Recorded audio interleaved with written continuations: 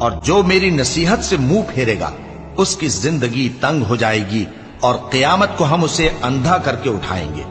وہ کہے گا کہ میرے پروردگار، تو نے مجھے اندھا کر کے کیوں اٹھایا؟ میں تو دیکھتا بھالتا تھا۔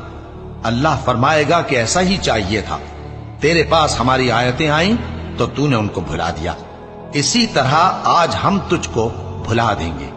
اور جو شخص حد سے نکل جائے اور اپنے پروردگار کی آیتوں پر ایمان نہ لائے، ہم اس کو ایسا ہی بدلہ دیتے ہیں، اور آخرت کا عذاب بہت سخت اور ہمیشہ باقی رہنے والا ہے۔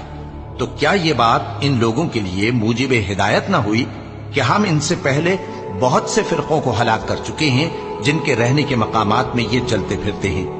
عقل والوں کے لیے اس میں بہت سی نشانیاں ہیں۔